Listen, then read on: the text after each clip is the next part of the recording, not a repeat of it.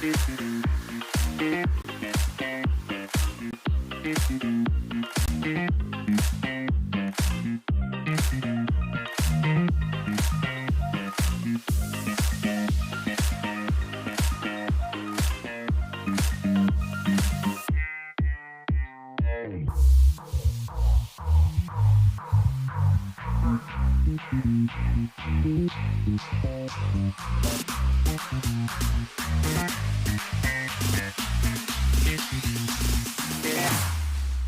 we go now.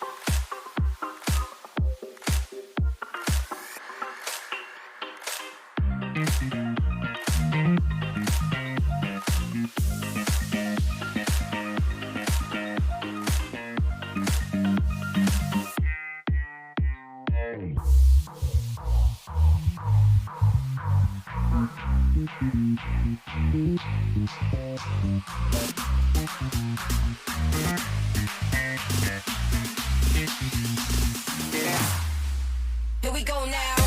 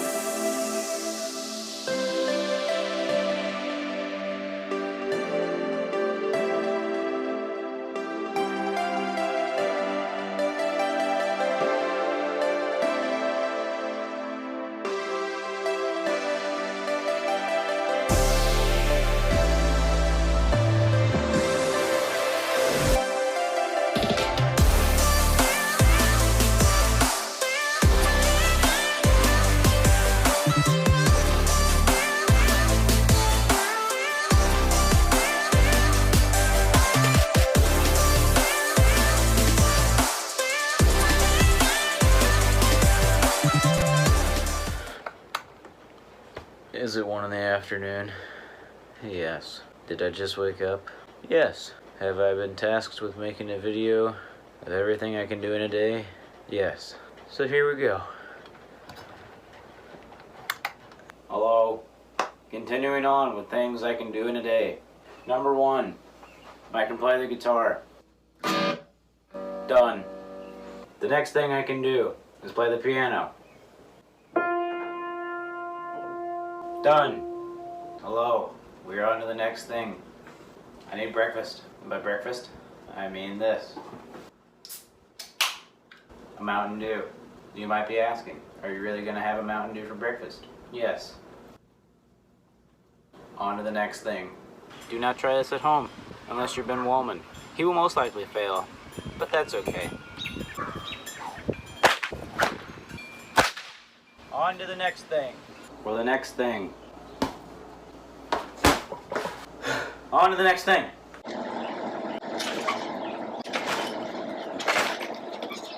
Was the landing spectacular? No. On to the next thing. Done.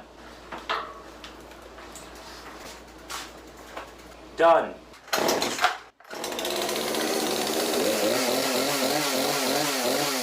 Done. Done.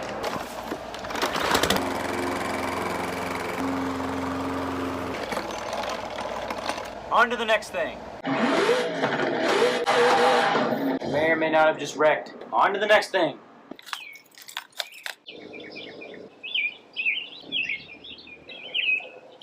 Done. Throw tomahawks. Never said I could stick them. On to the next thing. I think this is a little small. Sucking in my stomach tremendously right now. Now the piece de resistance. The jacket. On to the next thing. I guess I'll sing. Isn't she lovely? Isn't she wonderful? Done. Use a chop saw.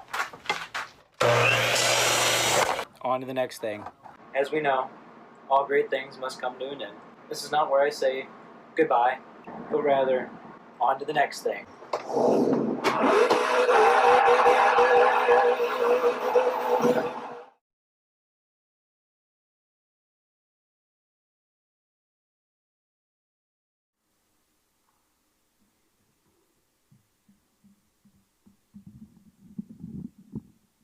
Hi guys, I'm Sophie. I'm doing announcements today. It's nice to see you all. And hello everyone on YouTube. It's nice to not see you, but I'm glad you're here. Okay, so on Sunday we have small groups as always at 1 p.m. on Zoom. We're also starting a new series tonight called What to Do When You Don't Know What to Do. And finally, the exciting thing, we have a prize from our sermon notes on Sunday, which we got a Breadco gift card, and we will find out who that's going to in a second.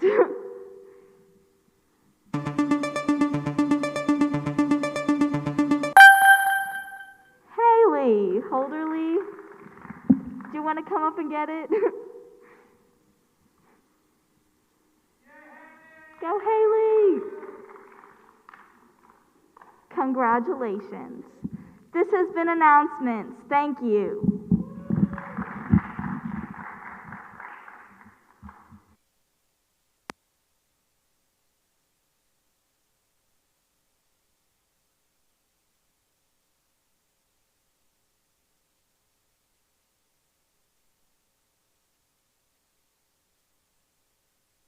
This is starting to feel like normal youth again now. We're getting great transitions here. We're feeling very good. So anyway, hey, let's hear for Sophie for giving up those announcements. Yeah. I just want to say, when you guys give announcements, they're so much sweeter and shorter, and everyone's happier, I'm sure. So anyway, thank you, Sophie, for doing announcements tonight, and awesome stuff. So here's what we're going to do. Those of you that are online watching right now, I need you to say hey in the chat, because we got a game that you're going to be playing online, and this is going to be a weird night, because what game you play online is going to be vastly different from what everyone in the room is playing in person. So in person, I don't know about you guys, but I've been kind of struggling with our Wednesday nights. You know what? And you know why I've been struggling with our Wednesday nights? Because we just sit here, and it feels like a normal service with a couple little additives, but it doesn't feel like a youth service. You know what I mean? Because we don't move around. We don't do things. So I thought, you know what? I bet there's something we could do to change that. And so we are. And I hope if anyone on staff is watching this tonight, don't fire me over this. So anyway, we're gonna play a game in the worship center, and hopefully everyone that comes here on Sunday doesn't hopefully it gets cleaned up afterwards. So anyway, so tonight, you guys may or may not know this, but in the month of September, which technically it's not like today's September 2nd, there's probably a great game to play in 2 weeks, but I don't really care because I just want to play it. Because on September 19th, I believe that's the right date, on September 19th, we are going to be celebrating National Pancake Day, everybody. National Pancake Day. Do you guys know? That is amazing. I don't know. Pancakes. Who likes pancakes in the room? Who likes pancakes? Online, you like pancakes? Okay. How many guys are more waffle or pancake person? Okay, if you got pancakes, raise your hand. Okay, in the chat, raise your hand, or just put pancake emojis. If you're a waffle person, raise your hand. Is there a waffle emoji? You tell me. So anyway, Steve's got 2 hands up. You know what I like about waffles? Waffles are like, okay, Matt, I'm going to steal Matt's quote here. Waffles are just pancakes with abs. That's really all they are, right? Waffles are just pancakes with abs. But you know what I love about waffles is because waffles have little indentations. And so you put like butter. The butter just soaks in there. And then also, what's better than that? The syrup pools in those little spots. And my favorite thing was, so fun stories with Ben here. You don't care, but sorry. You got great announcements with Sophie. Now you're stuck with me for now. So when I was in college, I used to put our school's logo in it, like super fancy, right? Like you had a waffle press, and it had like the logo of the school in it. And it was this giant square in the middle of the waffle. So it's just literally this big pool of syrup. It's so good. Guys, it's so good. Anyway, yeah. All right, who's your partner? Hope. Haley, who's your partner? Luke, maybe. Nope. Okay, she's with Luke. Okay, your partner. Oh, you got Paige. Paige in the back. Paige in the back. All right, there we go. All right, who's your partner? Partner. Are you partners with Luke? Okay, and then you two are partners in the back?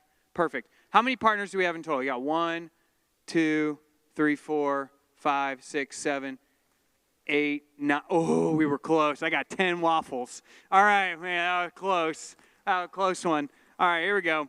All right, sorry for those of you online. We've been they do have a waffle emoji. Look at that. Nice. Waffles are evil? Henry, take it back. All right, so what's going to happen? Now, here's what I need you guys to do.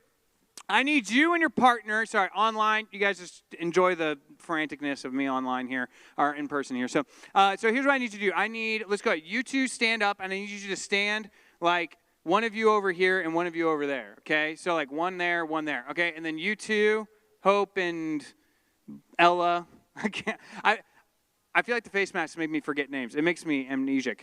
And yeah, that's right. Right. Okay, yeah. Okay, on the edge, Katie, on the edge. Nailed it. Okay, and then you two do the same thing, but like further back in the aisle. And then Brandon and, like, you see them? Like right there, in there. Yeah. All right, boom. All right, next 2 people. Go behind those 2 people. And then just keep going back. And then just keep going back. There you go. Yeah. That's good. You guys are getting it. You guys are pros. You guys are amazing. All right. Beautiful. You got your plate. Nick, I require your assistance once more. Nick is let's all hear for Nick. Nick Grant here, everybody. So give 1 to each group. Just start on that side. Oh, here, you can use these 2. I'll just give you the whole thing. What am I doing? Yeah. So 1, just lay it on their plate. There you go. Nice.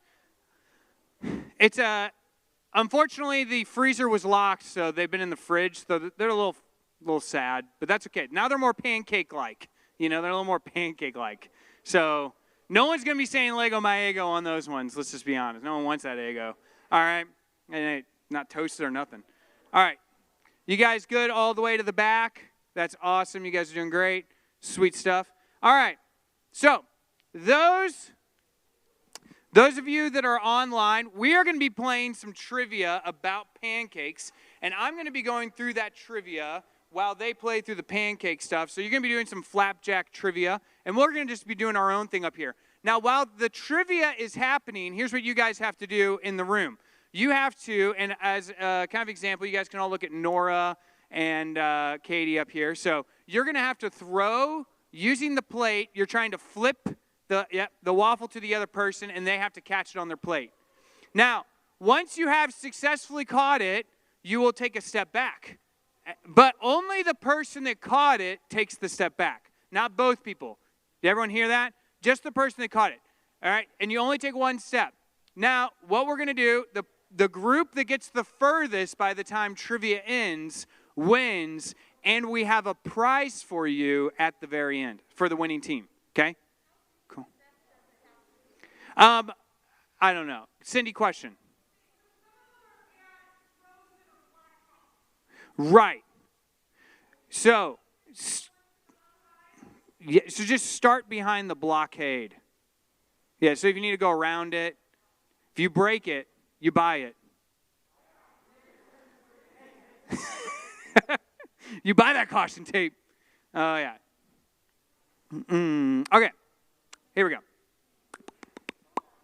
All right, beautiful. You guys are doing great in here. You guys, any questions in the room?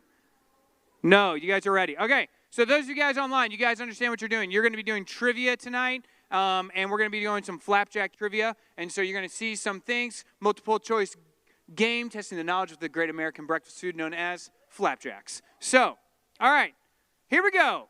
Yes, question. We have a question. If you drop it, you just keep going, but you don't get to take a step back. And at the very end, here's what I want you to do. Try and remember how many successful catches you get. Okay, all right. Mental math. I know, back to school today, everybody. So, all right, here we go. In online, you will get a point online if you are the first person. You'll get a point online if you're the first person to get the question right, and then we'll move on to the next one, and we'll go from there. All right, everyone in the room, you guys ready? Here we go. When you see the question show up on the screen, you guys can begin, and feel free to join in the trivia. All right, here we go. 3, 2, 1, go. All right, what year did International House of Pancakes, IHOP, open their first restaurant? Was it 51, 53, 55, or 58? There's a lot of waffles on the ground, I just got to say. Now, remember, you don't scoot back in room. You do not scoot back if you don't catch, okay? If you don't catch it, you don't get to step back. No, sorry, I'm just laughing. For those of you that you can't see this in person, you may be able to see this in person. I don't know if we can get a camera on this franticness, but it's pretty great. There's people army crawling. Someone just threw a waffle straight in the air. Like, it didn't even go forward. It just went straight up. So that was pretty great. So you guys answer online, 51, 53, 55, 58. Put in your answer. Boom, shakalaka. All right. Do, do, do. Do, do, do, do, do, do, do, do, do. If you'll be turned, you'll be destroyed. Throws waffle iron digitally. Oh, interesting. Why are you guys not answering online? I'm confused. Is there a big delay? There's a big delay. Okay, that's why. All right, cool. So, note to self, all of you guys have a lot of time in this room, apparently. So, it's like that dance-off thing we were doing like a couple weeks ago, you know? So, yeah, it's great. All right, sweet.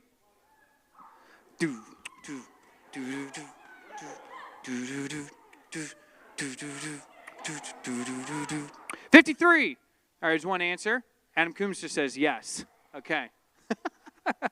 All right. 53, 55, 58. And I think we have like one or two more people that can answer on that one. I'm going to go ahead and show the answer because by the time they answer, it'll already be passed. So, boom, here we go. All right, answer is 58. So that means Abby Smith, you get the point. Abby Smith is on the board with the point. We're going to move on to the next question here. Next question is, in Newfoundland, Pancake Day is also known by what other name? Awesome Day, Shrove Tuesday. What is a shrove? Syrup Sunday, or Hotcake Day? Hotcake Day. Delicious.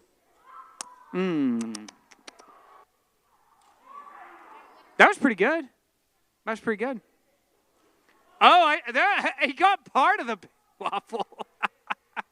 Hot cake day is what someone said. All right, we got one for hot cake day.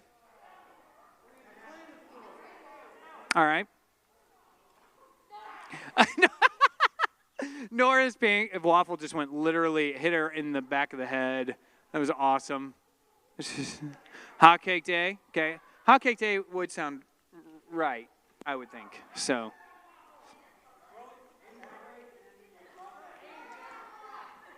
Beautiful, beautiful. Nice catch. Nice catch. Ooh, were you throwing like a Frisbee? All right, all right. Beautiful, beautiful. All right, hot cake day. All right, I think we got most of our answers in there. So the actual answer is Shrove Tuesday. Shrove Tuesday. Interesting. I have no idea what that means. All right. Cool. We're going to take a pause here. We're going to take a pause here for those in the room. So those of you in the room, quick pause. Let's see who's the furthest apart from one another. I'm trying to figure out. Okay, raise. Wait. Oh, okay. You guys are pretty far. You guys look pretty far there too. Okay. I think. Oh, okay. You guys are pretty far too. All right. You guys are pretty far as well. I'm gonna go ahead. I think our winner here is Caitlin and Luke. I think Caitlin and Luke are our winners. Okay. Now I'm going to keep you guys down as our winners for that round. Here's what I'm going to have the rest of you guys do in the room for right now. I want you guys to go ahead and I want you to, you can feel free, you don't have to use the plate to flip it anymore. You can just chuck it. So, but you still have to catch it with the plate. You still have to catch it with the plate. But start where you were. Start where you were. All right, go ahead. All right, here we go. All right, next one. Next question. How are we doing on lag here? Okay, so we'll find out. When does Shrove Tuesday happen each year? Going back to Shrove Tuesday here. All right, Election Day, day before Lent, Groundhog Day, or Christmas week? Christmas week. All right, Nick's feeling it over here. Oh! I think I just saw the highlight for ESPN, and it almost hit me in the face. That was dude perfect right there. So, yeah. After tonight, we're going to be playing Clean Up the Worship Center. In case anyone needs a snack during service on Sunday, there will be some bread-like. This will be used as communion later. All right, day before Lent. Someone said on that one. Next up. Are you guys measuring by feet here before Lent? Okay, sounds like a good answer. All right, answer is indeed, though, the day before Lent. So, nicely done, Sully Smith. You get the point there. So, awesome stuff, man. Awesome stuff. All right, move on to the next question for you guys online. We got, which one of these is not another name for the pancake? Is it the hoe cake, the Johnny cake, the hot cake, or the flour cake? I honestly have no idea. I'm pretty sure the hot cake is indeed another name for a flapjack, though. So, yeah, that's the thing. So, you guys are, I'm just proud. You guys are still, they're going strong in here still. They are our waffles in two pieces.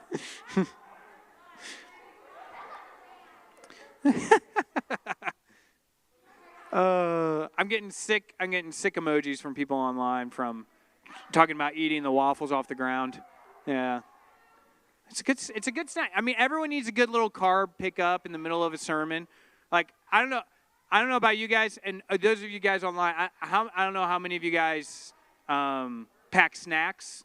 I bring snacks to church, except I don't anymore because of COVID. I can't take my mask off, but I totally bring snacks. Every time. All right, online, we're going to do, I think this is going to be we might do one. We're going to make this our, I think there's, are you guys still having fun with this? Are you guys still enjoying? Okay, we'll let them keep doing their thing in here. They're enjoying it. You never know. The game, sometimes you feel like the game's going on too long, and then other times, clearly it hasn't. So they're still enjoying it. So, all right. Samuel's is building giant pancake robots. Online, what we got? Do you guys even see the question yet? I don't know if you guys even see the question yet. So, You almost hit your sister. Oh, took her out. This is entertaining. I should probably take a picture of this with my phone. Nick, my storage is full. Can you, like, take a boomerang or something? I'm going to step away from Nick because he's got cooties. He's got cooties. All right. Which one of these is not another name for the pancake? I'm not seeing any answers online. Our internet at the church is apparently failing us miserably. It's bad, y'all. Oh, apparently someone said something, and I didn't see it. Am I not going to get all my stuff? All right, well, there you go. Well, the answer is flour cake. So, there you go. Pancake bending. Landscape. Yeah. Oh, ripperoni. All right, I need all of you to throw on the count of 3. All right, 1. Oh, 1, 2, 3. None of those look like full-size waffles anymore. I don't think there's one full-size waffle. All right, we're going to do one more question for those of you guys online. Oh, that's beautiful. All right, Aunt Jemima pancake flour was invented in what year? 89, 97, 1889, 1897, 1902, or 1913? Give us a little answer in the chat. Hopefully I see what you write in the chat, because apparently fail.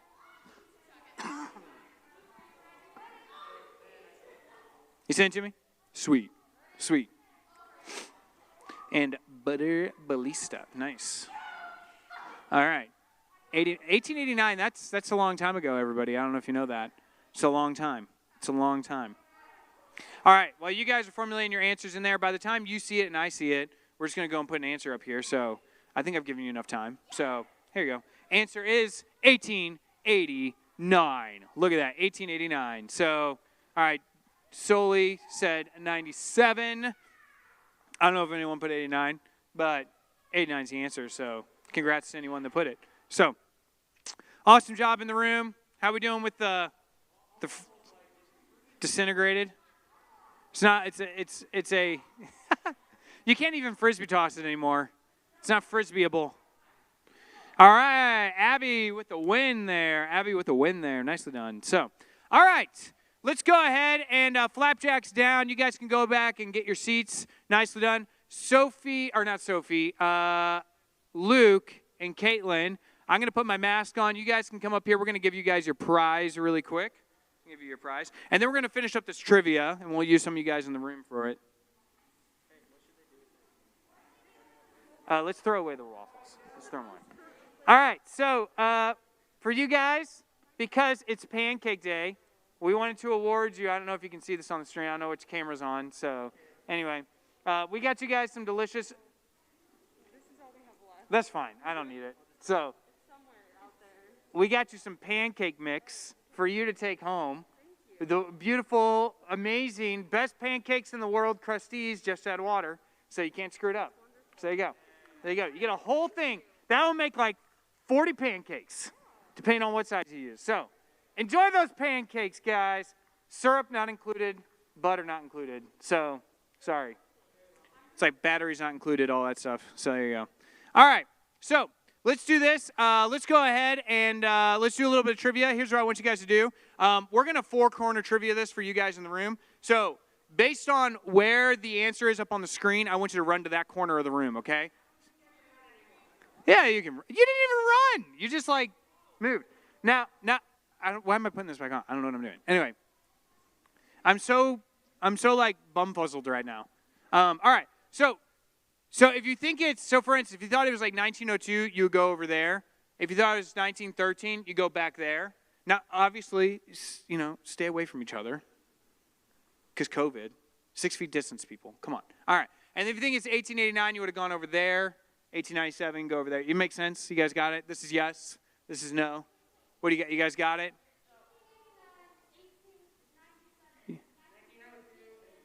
Yes, Luke, you nailed it. Those online, you guys just go ahead and go through it as you want. So, all right, here we go. Question number 6. Here it is. What was the name of the person hired to first portray Aunt Jemima? Was it Ruth Golden, Midge Smith, Nance Grace, or Louise Crux? Go. You got 10 seconds. 10, 9, 8, 7, 6, 5, 4. Stay away from each other. 2, 1. Answer is Nance Green. I think that's back there, right? Yeah, that's back there. Nicely done, Nance Green. All right, here we go. Next question. Here we go. The world's largest pancake breakfast served. I don't know. Why am I yelling? I have a mic in my hand. Anyway, sorry, sound people. The world's largest pancake breakfast served how many servings of pancakes?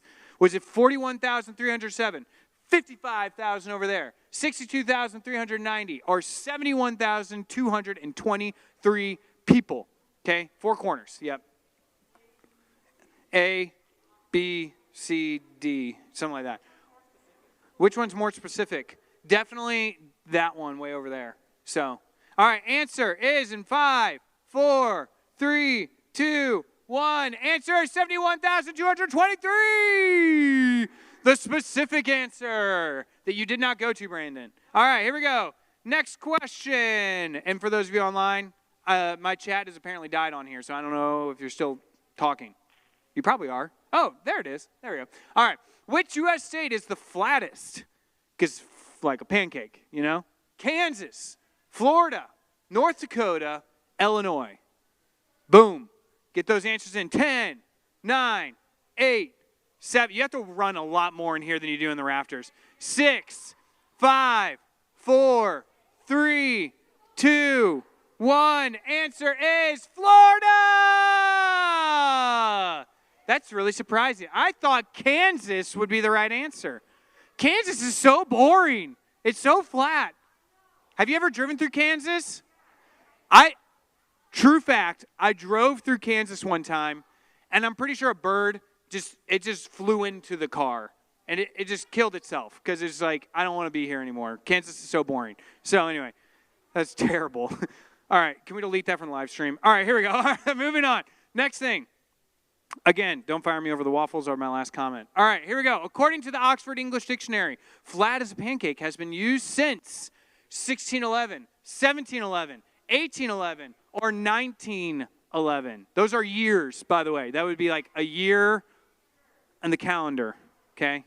Don't trip over the stairs. Don't step on something. Don't step on a waffle.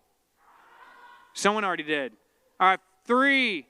Are you guys doing the same thing you do every week, or are you just staying in the same spot? Yes. All right, 3, 2, 1. I know you guys. 1611, but you're right. Hey, it worked out for you. Eventually, it has to be this, right? All right, eventually, I'm going to get one right. All right, here we go. Everyone has to go to a different answer, even if it's wrong. In France, people will touch the handle of the frying pan and make a wish while holding what? A spatula. There's no A, B, C, D. What am I doing? A spatula, a feather, a belt, a coin.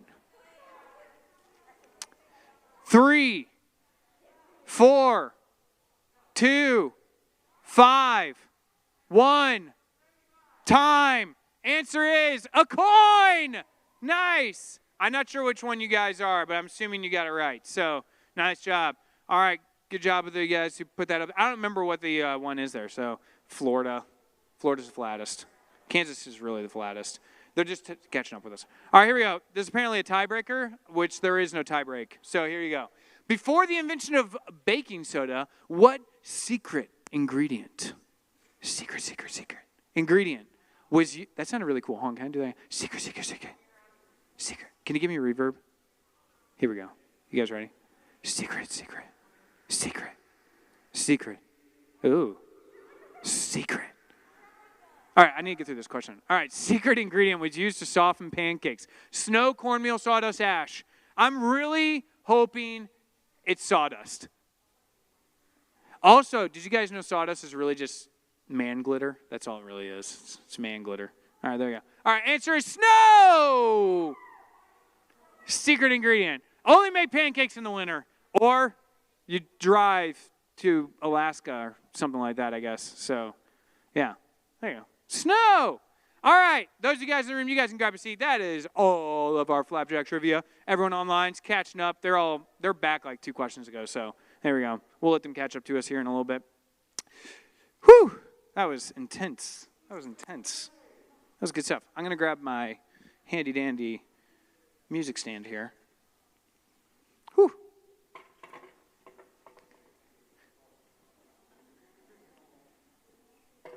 So you know what I got? You know what I miss? Like, you know what I miss?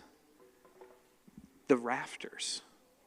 I haven't been there like, I sent Carter up there to grab a couple things for me tonight, like some Bibles. Oh, we didn't have you guys grab Bibles in the back. Hey, you guys should all, one by one, Nick, you should go grab the Bibles and hand them out to people. Yeah, totally forgot to give you guys Bibles. I went up stuff, and we're going to get ready for a little experience that we're going to do here. And while they do that, I'm going to go grab my notes for said thing. So, someone make music in your own mind. You have a question? Did you not get stuff? Nick's got you. Thank you.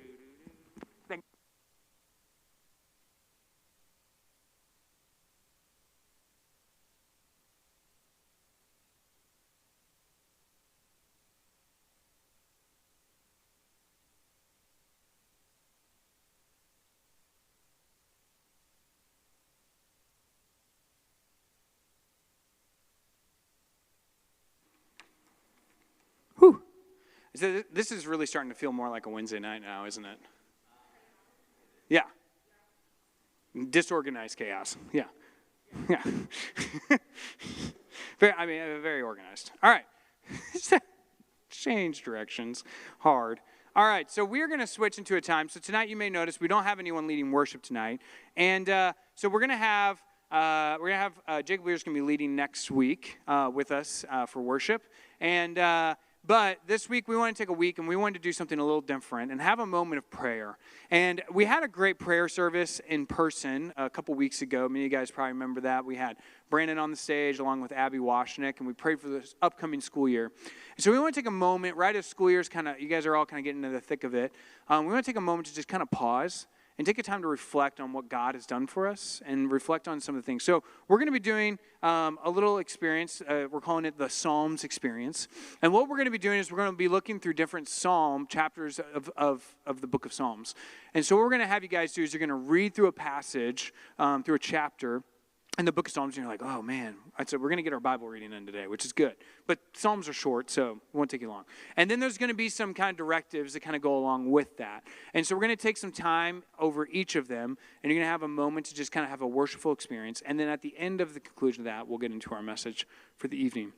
So here's what I encourage you guys to do. I want you guys to spread out a little bit more. So I want you guys to get some space because you're probably going to write a couple things that might be a little bit more personal. There may be some things that, they might, be kind of different. If you're at home, if you're already cozy, stay cozy. If you're not cozy, go find a cozy spot and a place where you feel, or at a desk where you feel like you can write, somewhere where you feel like you can think and you can kind of just be with God. So we encourage you guys to do that if you're at home. But if you're here, we encourage you to kind of get into your own space. So I'm inviting you guys, here's what I'm inviting you to do. You feel free to go to any part of this room, just not on the stage, please. Go to any part of this room, just stay, again, distant from one another. So you can feel free to go sit over there, to grab a spot on the floor. You can sit on the steps up there if you want to.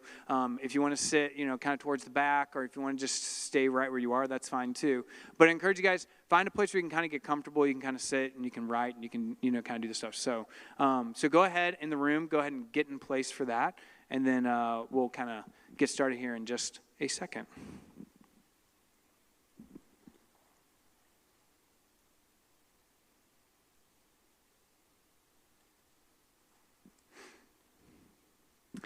So, our first psalm that we want to read together, and if you guys got your Bibles, open up to Psalms right in the middle of your Bible.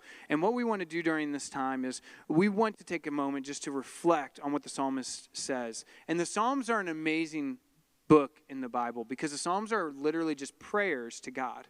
And the thing that I love about the Psalms is that many of them are so raw, and they're just real emotion, real just conversations with God. And so it can help us direct our prayers to God. And so in this moment, let these be a helping guide to you. So here's what we want to start with. We're going to start with Psalm 46. And so take a moment, and this is going to be praying. You're not going to do any writing during this one, but take a moment to read through the passage of Psalm 46. Find that in your Bibles. Read through it, and then follow the prayer prompts after that. We'll give you some time in that.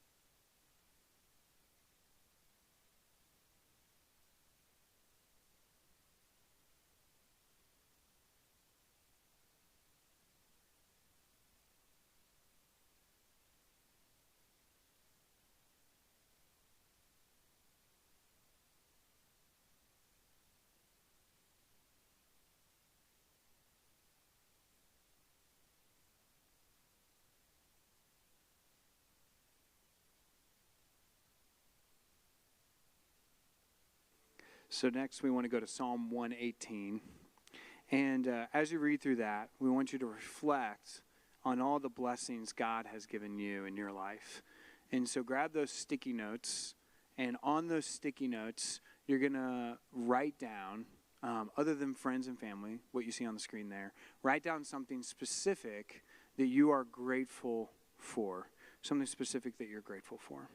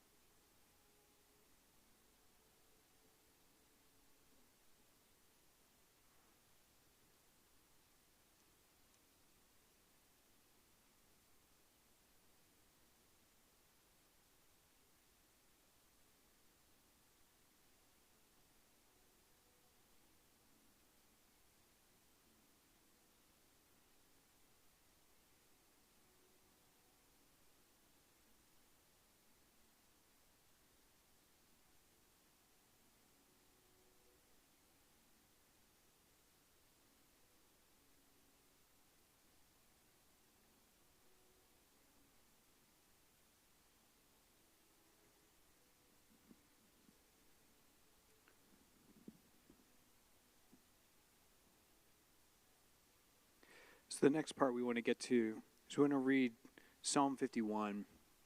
And in Psalm 51, we see a lot about the psalmist asking for forgiveness. And so we want to take a moment after you read through this passage, and as you read through it, just as you go through it, reflect on Christ's forgiveness and what he did for you on the cross. And then I want you to go ahead and write something down on one of those pieces of paper that we gave you as you came in, or if you're at home, one of the pieces of paper that you have on your desk with you. And I want you to write down something that you know you need forgiveness for, and write it down. And then when you're done with that, tear it up and throw it in the trash. For those of you in the room, you can hold on to it and then throw it on the trash on your way out. And just as a symbol of something that it's gone. God has forgiven it. And I also encourage you, if you need to reach out for forgiveness, to do that when we finish here today. So take a moment to read and reflect.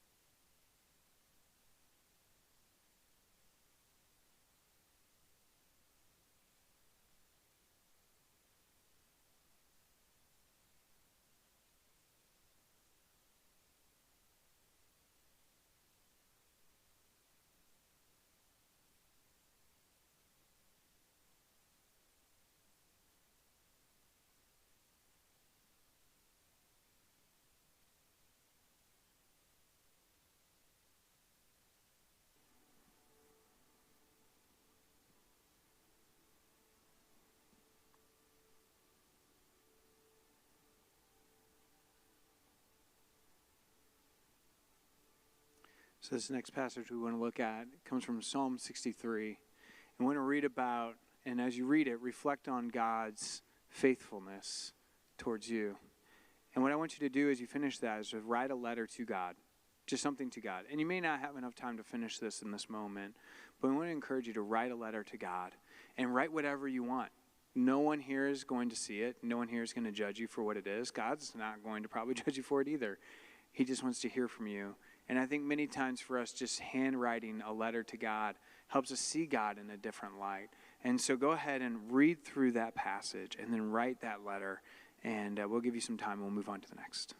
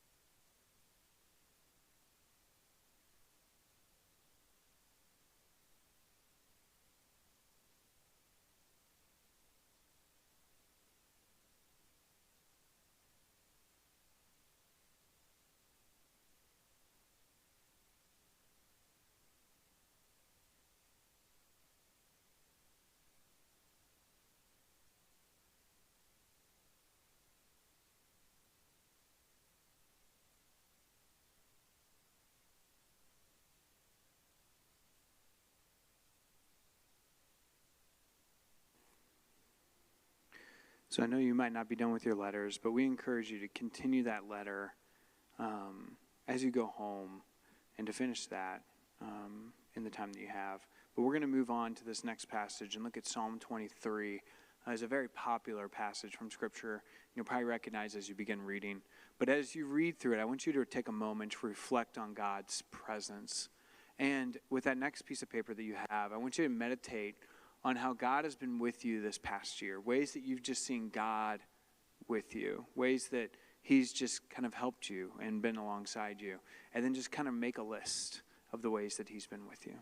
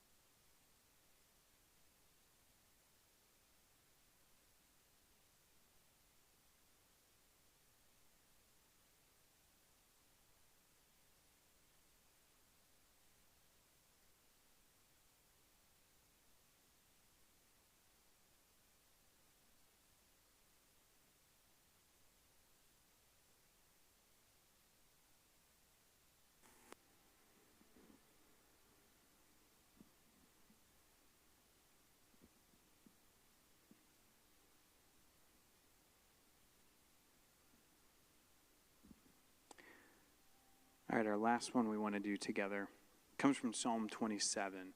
We want you to read that, and then we want you to just kind of take a moment, and if you have a phone with you, we encourage you to go to this website. It's www.24-7prayer.com/post-a-prayer. And in that, when you get to that moment, people on there anyone in the world can post a prayer to that. And so you can scroll through there, and what we want to encourage you to do is go there and then find some prayers and just pray for them. Take a moment to pray for some other people in that time.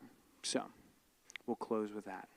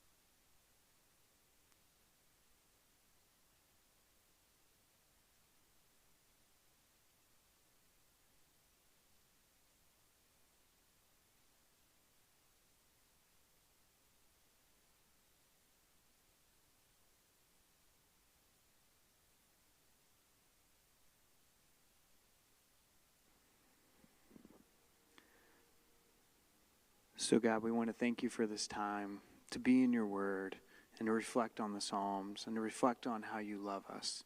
And God, we thank you for your presence. We thank you for your faithfulness.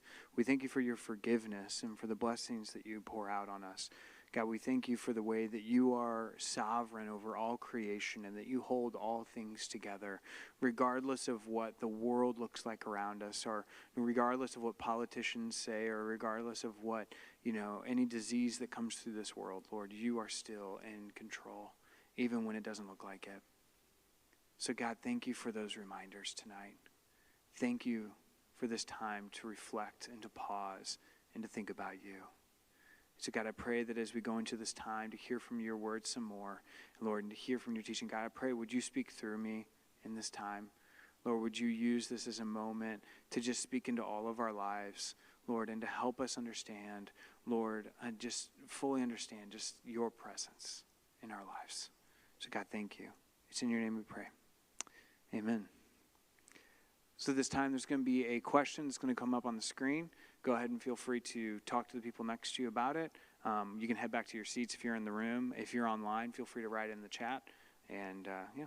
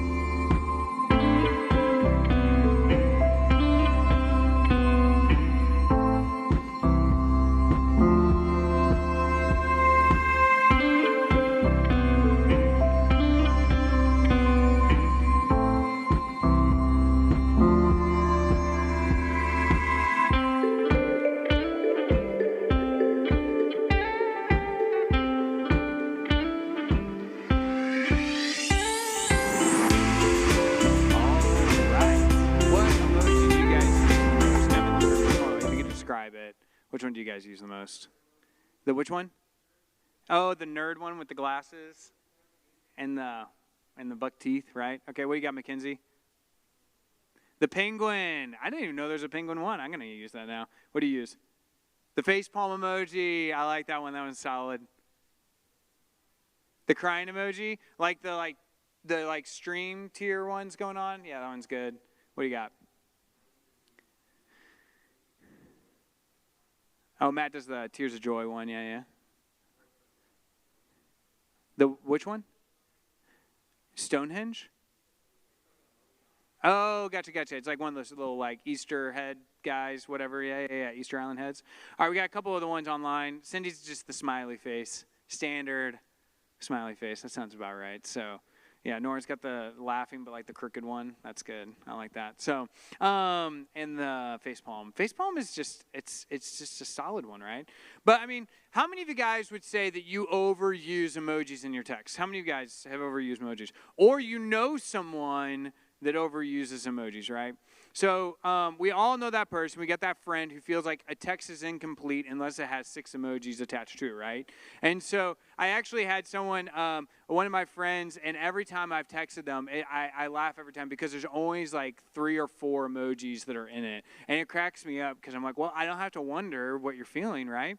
Which is good because I was the opposite of that when I was in college because emojis didn't exist at the time. But, you could still use you could still use a colon and parentheses, right, to make a smiley face or a sad face so people would know, And so, and I'm sometimes dry humored, not all the time, but every once in a while I got some sarcasm in my vocabulary. And so I remember I would always send these texts that were super dry and super sarcastic. And if you ever know anything about sarcasm doesn't translate well over a text.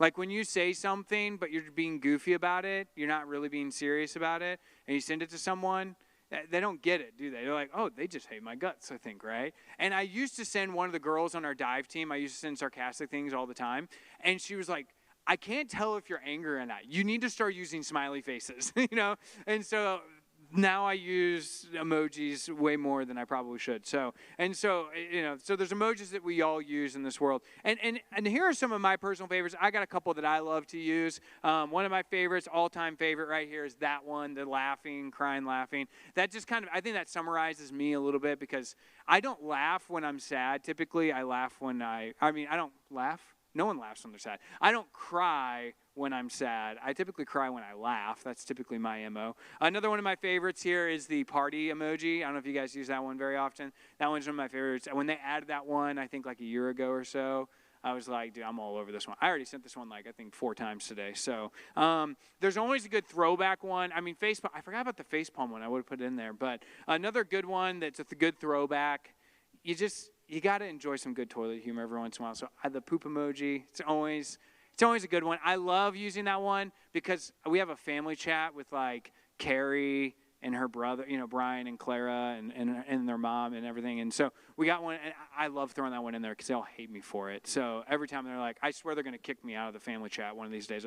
I'm actually shocked I haven't been kicked from the family chat already because I'm usually the worst offender. So there's a lot of good emojis out there, right? And so we all have those, and the beauty of emojis is they can explain a lot in a little bit of time, right? And it can always make things just a little bit funnier, and you always sometimes you like to have people try and translate what's going through your mind through the emojis, or, you can share about how your teacher's feet stink in class, and you can send the gross green-faced one, or something like that. So I don't know if that's a real thing. Maybe probably more likely some body odor from one of the middle school boys in front of you, right? That's probably much more likely. So you're in high school now, Brandon. It's cool. You don't have to be offended anymore. So anyway, but that's amazing. They help us talk about how we feel without having to use words. That's the beauty of emojis.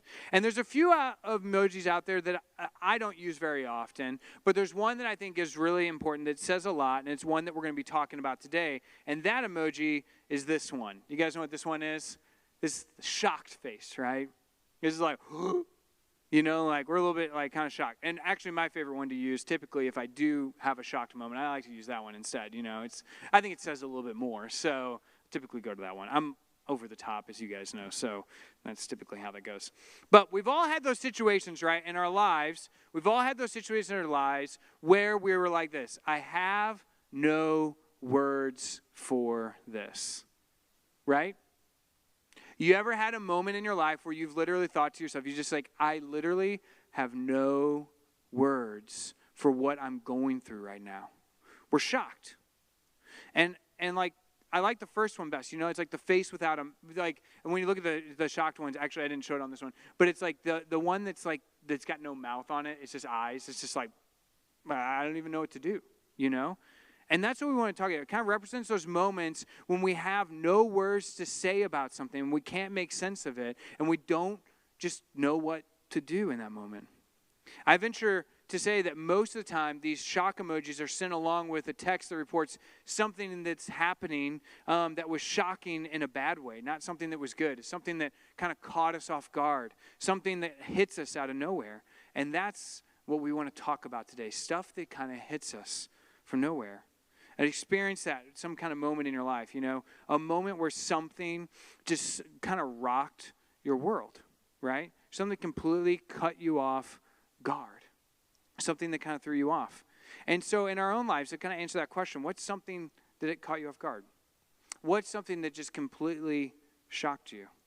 Maybe you felt this way when you got news, if you're getting real really quick, you know. Maybe you got news that your parents are splitting up. Maybe you got news even though, you know, you had no idea where it was coming from. Maybe you got news that your parents found out that they were pregnant. It wasn't necessarily a bad thing, but you were like, oh, okay, this is going to change some dynamics in the house right now. Maybe a friend had something mean to say about you, and he or she accidentally texted you instead of the other person they were supposed to send it to. And all of a sudden that changes, and you're like, I don't know what to do with this. Maybe you felt this way when, you know, your mom or dad told you your family were going to have to move because of a job change. Maybe you felt this way because you experienced an injury at the beginning of your sports season, and now you know you're going to be out for the rest of the year. Maybe you got dumped by the person that you liked or you're dating, and maybe you went to break up with somebody, and they said they were relieved, and you were like, wait, what? That's not how that's supposed to work. Maybe you got a rejection letter from college you were dreaming of attending. Or you got a test score that may make getting into college a lot harder than you thought at one point. Unfortunately, this list could go on for a long time. We could come up with example after example after example. But we've all had moments in our lives where we got rocked by shocking news or circumstances. And we've kind of left us just saying, what? What do I do? And it's difficult for us to respond because we just don't have words for it. And we don't know what to do in that moment. And here's the thing, because of that, it's difficult to know how we're going to respond because sometimes we surprise ourselves by how well we handle something. When we get rocked by news, sometimes we're surprised by how well we handle it. We think, wow, I figured this news would take me to the edge, but I'm actually doing okay. Like my girlfriend broke up with me, but you know what? I'm handling it okay. You know, there's more fish in the sea. It's going to be all right. That relationship was probably toxic anyway, you know. I'm going to move on. You know, I don't even need to get ice cream tonight. I'll be okay, you know. So sometimes we surprise ourselves with how well we handle it. We've all been in situations like that, right? Sometimes, though, we surprise ourselves by how much it tears us apart. We get shocking news. We're surprised by how much it hurts. This last week, if I'm being honest with you, this last week's been kind of a hard week for our family. Carrie's cousin passed away in a motorcycle accident last week. And it was kind of shocking. He kind of lived life a little recklessly, but I mean, no one really, you just don't expect that stuff to happen. And it didn't really kind of hit me in the moment because you hear the news and you never see the reality of the news. And yesterday was the funeral, and I just remember we were there at the burial site at Jefferson Barracks, and I couldn't stop crying. And I wasn't particularly close with Alex. We only spent time together during Thanksgiving, Easter, and Christmas. That was about the majority of our relationship. But for whatever reason, in that moment, it just tore me up. It tore me up. And I just remember just being so sad. And it surprised me. It surprised me by how much I got upset about it in that moment. We've all had moments like that. And other times we feel closer to God when stuff rocks us. Like when we get hit by stuff, we're surprised, man, all of a sudden I feel really close to God. But then there's other moments where we wonder where God is at all. We get surprised and new and we're shocked by it and we're wondering, God, where are you? Because we're all wired differently. And here's the reality. We all experience hurt differently and at different paces and in different moments. And in different stages of our life, we experience hurt and pain in different ways as well. But here's the thing. That doesn't change the fact that hurt hurts. In our lives, when we go through pain, when we go through hurt, it just as a fact hurts. It hurts us. And when life hurts, we all find ourselves wondering what to do next. When life hurts, we all find ourselves wondering what to do next. And that's why we're going through this series, What to Do When You Don't Know What to Do. Because life kind of hits us at different aspects, and we just find ourselves wondering, where do we go? And so did Joseph. There's a guy in the Bible named Joseph. Many of you guys have probably heard of him. He shows up in Genesis chapter 37, and he goes through the rest of the book of Genesis, and we hear about his life. And we get a big snapshot into his life. And Joseph is one of those guys in the Old Testament. He's one of those guys that's probably one of the most famous people. Because here's the thing about Joseph. Joseph had some family drama, right? Joseph had some family drama. And you guys ever had some family drama, right? You guys ever had family drama? I've had family drama, you know. There's always family. Everyone's got family drama. And if you haven't had family drama, you're going to have some family drama. It's a fact of life because we're people and we do dumb things. So just you're like, you don't know my family. People do dumb things. It just happens. It's a fact of life. So anyway, but there's family drama.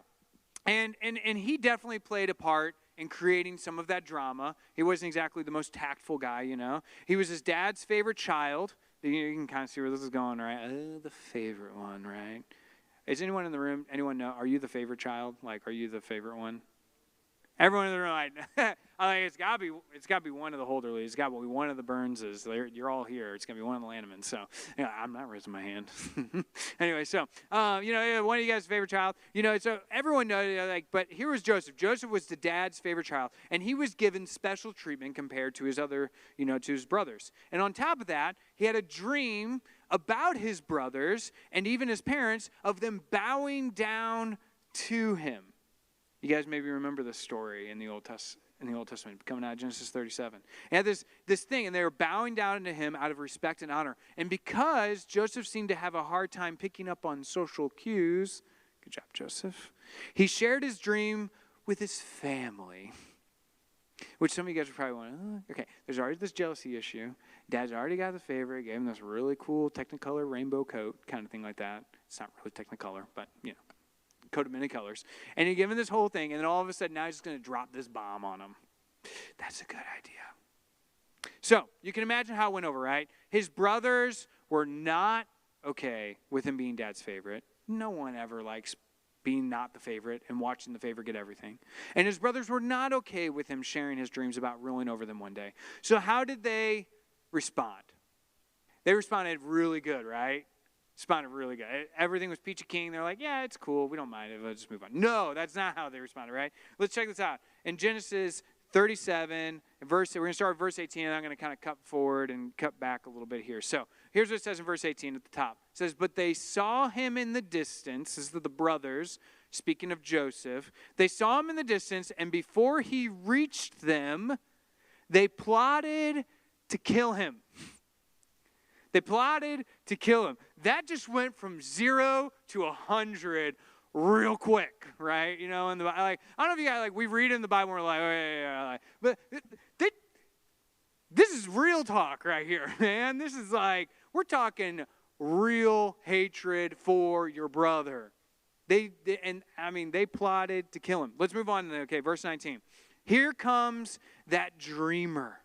They said to each other, come now, let's kill him and throw him into one of these cisterns and say that a ferocious animal devoured him. Then we'll see what comes of his dreams. Whoo! His brothers clearly did not like him, right? That was not going well. And despite their anger towards Joseph, one of his brothers, though, still had a conscience in the moment. So let's move on to the next passage here. When Reuben, one of his brothers, when Reuben heard this, he tried to rescue him from their hands. Let's not take his life, he said. Don't shed any blood. Throw him into the cistern here in the wilderness, but don't lay a hand on him. Reuben said this to rescue him from them and to take him back to his father. So thank goodness for Reuben, right? Someone's got like at least some bit of a conscience on their head, right? They're at least not like, okay, well, you know what? We'll just forget him and then we're fine, right? We'll solve all the problems that we got going on right here. And he convinced his brothers and says, okay, let's throw him in a well. We don't have to kill him. We don't have to go all homicidal on him or anything like that, He even planned on coming back to rescue Joseph later and take him back to his father and kind of, get over this whole thing. And, I was kind of wondering about it. I was thinking we're kind of talking about emojis a little bit, right? I was wondering, if you were Joseph in this moment, how would you respond, right? If you're Joseph, how would you respond? I think if Joseph had a cell phone, I think this is what he'd send out to his friends. Well, one, he'd probably send help. But I bet he'd probably say this, he'd probably say, when your brothers tear up your jacket and throw you in a well, right? And then you know what he'd do? He'd go, throw that emoji on top, right? And he'd be like, that's what he'd probably send something probably a little different like that. But, he'd probably be freaking out, right? You're like, dude, seriously? Like, your brothers just tore up your jacket, threw you in the well, left you to basically die, right? Left you to basically die. But they're still not done with him, right? After this, they notice the caravan of traders approaching. Judah, another one of Joseph's sons, right? Many brothers, or Joseph's many brothers, not sons, suggests they sell Joseph to these traders, right? And so they come along, and after selling Joseph to a group of people who would most likely make him a slave, which is much better than murdering him, right? Right? It's much better. So that's exactly what they do. They dip, they go ahead and they sell him off, and then they come up with a plan to kind of lie about this whole thing to their dad. And they dip his coat in blood, and they say, okay, well, he died, and they go to the dad and say this whole thing, and they do this whole cover story with it, right? And so they come up with this cover story, and then you see here in verse 32, it says this. They took the ornate robe back to their father and said, we found this. Examine it to see whether it's your son's robe. Examine it to see if this is your son's robe. Man, that's brutal, right? That's brutal. Like, the brothers even come back, that last line just kind of tells everything about the situation. The brothers come back to the father. They know what's happened. They know this is their brothers. They know that this is this is Jacob's son, Joseph's coat, right? Their brother. And instead of saying this, see if this is Joseph, see if this is our brother, see if this is, they go ahead and they say, this is your son's robe. This is your son. They couldn't even say Joseph's robe. He said, no, it's yours. We don't have any part of him. We don't have to do anything with him. So, insert text number 2. This is where he goes. Here's good news, everybody. This is Joseph, right? Out of the well. Bad news. They sold me, like actually sold me, right? So again, boom, throw on the shock emoji. Lots of shock emoji going on around here. So I'm being a bit lighthearted, but there was nothing lighthearted about this situation, was there? There's nothing lighthearted about this. We simply cannot imagine the fear, the despair, the uncertainty, the anger, the hurt that Joseph felt. Betrayed by your own flesh and blood, by your own brother, sold into very real slavery with the brothers that you grew up with. With the brothers you grew up with. The message was being sent loud and clear. We are all better off without you. I mean, what would you even do? How do you get yourself unsold? This was clearly a what do you do when you don't know what to do moment. Now, our stories are different than Joseph's, right? But we all will experience pain of some kind. We'll all experience hurt of some kind. We'll all have a scary, painful, dangerous moments that catch us off guard. And we'll all have moments when life doesn't make sense and we don't have the words to process what's actually happening. Unfortunately for Joseph, he had more shocking moments that came up in his life. He had more things that happened in his future, and we're going to look at some of those in the next few weeks. But I want to highlight 5 powerful words that show up in the historical account of Joseph's life. While they didn't keep him from being thrown into a pit, They didn't, keep him from getting sold into slavery. These 5 words made all the difference and helped Joseph probably more than anything else. Look at what these words say in Genesis 39:2, a little bit later. It says, the Lord was with Joseph. The Lord was with Joseph. You see, Joseph didn't have a lot of things going on for him right there. And in the pit, and even less afterward. But when Joseph was in despair and wondering how life would turn out, he could rely on one single truth. God was with him. God was with him. And they may not seem like a lot, but man, can it change our attitude? Can it change what we're going through? He didn't have a lot going for him, but he knew God was with him. And here's the truth about this, though. Here's the truth about this. This truth didn't change the reality of the situation that Joseph was in. It didn't change reality. But here's the thing. It was better than being alone. It didn't change the situation, but it was better than being alone. Here's the second thing. This truth didn't mean that Joseph could see where the story was going, but he could know he wasn't entirely dependent on himself to get out of that situation. This truth didn't mean that Joseph could easily deal with the things that happened to him, right? Couldn't easily deal with them. It didn't mean that he had a reason or explanation for the pain in his life, but he didn't have to figure out things all by himself. And here's the thing. The same is for you. The same is for you. When there's nothing you can do, when there's nothing you can do, God is with you. You guys hear that? When there's nothing you can do, when all life is against you, when all the odds are stacked against you, when you're just flat out, I got no words for this, God is with you. When life hands you shocking news and you don't know what to do, God is with you. Truthfully, we hear that all the time. So often that I think the words kind of lose their meaning with us and we don't feel them. But think about it for a second. God is with you. Not in some abstract way, but he is literally present, near you, next to you when you feel alone. When you and I can truly understand and embrace this truth, it changes things.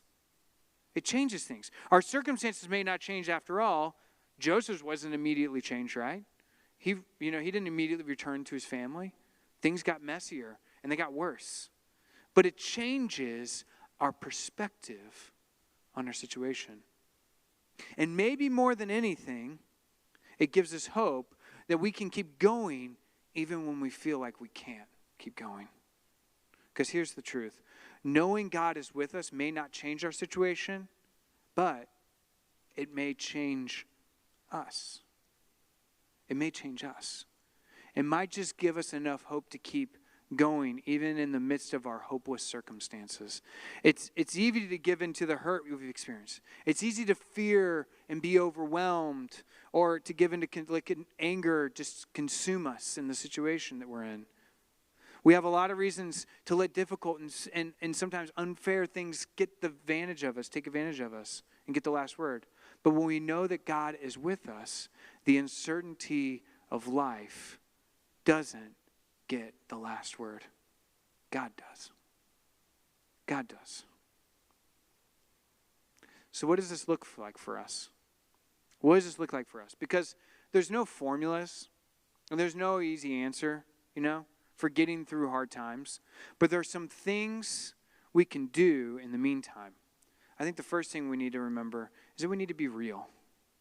Just like the psalmist that we read during our prayer time together, we need to be real. And I'm not a big feelings person, and I know there's a lot of you in this room that probably aren't big feeling persons, but here's what I want to encourage you guys to do. Feel your feelings. It's a weird thing to say, but feel your feelings. Feel them.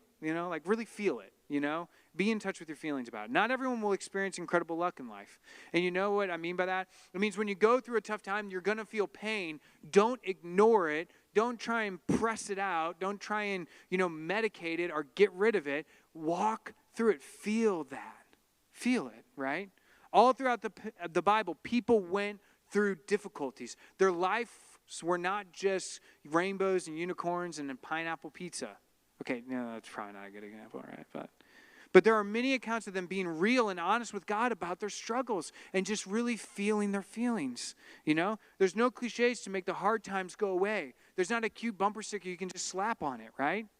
There's no Instagram post you can read and then all of a sudden you're healed. There's no way to just get out of it. Our job isn't just to suck it up and act like everything's okay. If we believe that God is with us, then we should know that God is more than okay with our honest questions, our honest emotions, our honest doubts, and our honest fears. So be real, just like the psalmists were. Be real with God. And so maybe for you, you need to go and get that letter out again, and you need to rewrite that and just be real with God. And then second, remind yourself and each other, really. Remind yourself and each other that God is with you. That God's with you. Here's a spoiler alert for the story of Joseph. Things did eventually work out for Joseph. Things got better. Things actually got amazing for Joseph. But we know that because we can read the whole story in the Bible. We get to see 50 years, boom, in like a chapter or two. We get to see it in 5 minutes. But he experienced it over time.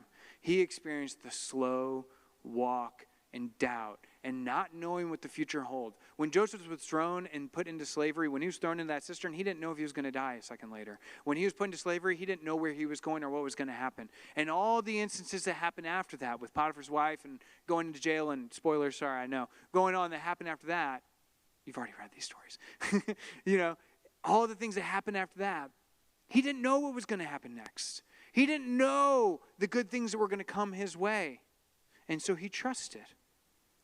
But when Joseph was in it, he didn't know how it turned out. There were no spoilers for him. All he could do was face another day, wondering how things would turn out. But he held on to one thing. God was with him. And in moments in life when it's toughest, that's the reminder we need the most. God is with you, and your story isn't over yet.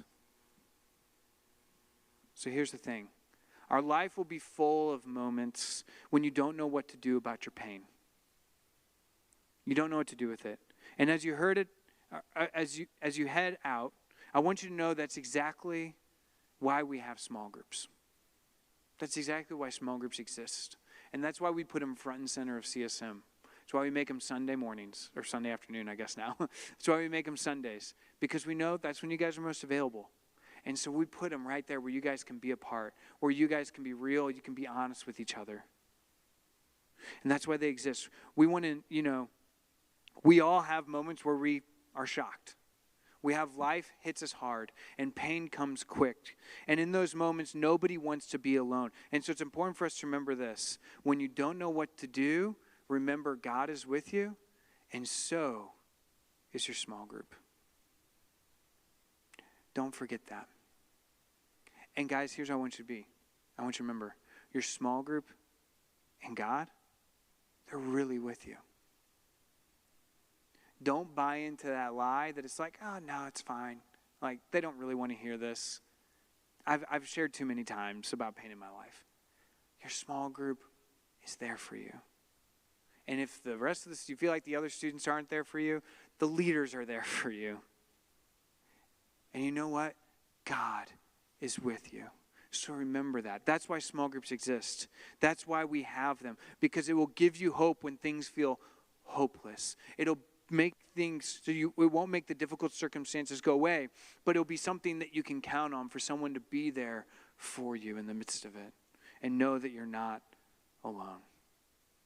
So remember this. When you don't know what to do, God is with you.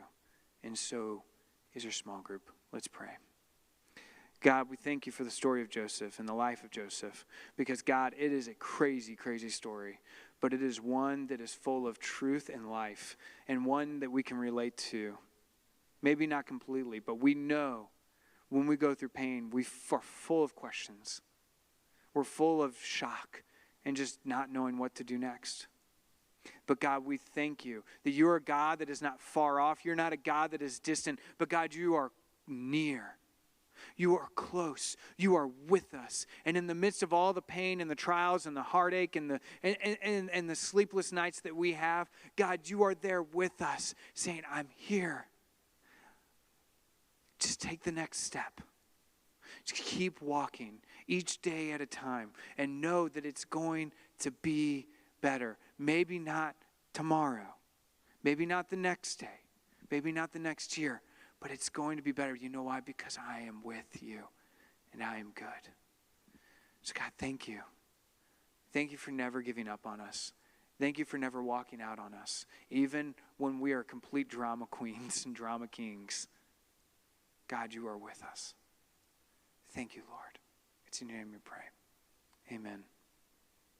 So guys, we'd love to connect with you afterward. We'd love to continue this conversation with you and to have some more conversations. And so if you have something on your heart, a pain that you're holding on, here's how I want to encourage you. We're going to talk about these in small groups on Sunday. We're going to go through the same story again on Sunday. And we want to encourage you guys, share this with your small group. Share this with God. Don't leave this lingering. And if you want to talk about it tonight, find a leader in the room, find a friend in the room, and talk with them. So you guys are welcome. Those of you that are here with us in person, you guys are welcome to hang out and chat. Distance, obviously. Those of you that are at home, we encourage you. We'd love to chat with you as well. So don't be shy. If you need to reach out, if you need to talk tonight, let us know in the chat. Send us a message on text, DM us somewhere. I don't know. We will contact you. We will get with you tonight. We want to talk with you. We want to be with you. So with that said, you guys are dismissed here in person, online. We're going to throw up our closing stuff. But you guys have a great night. We'll see you on Sunday in small groups.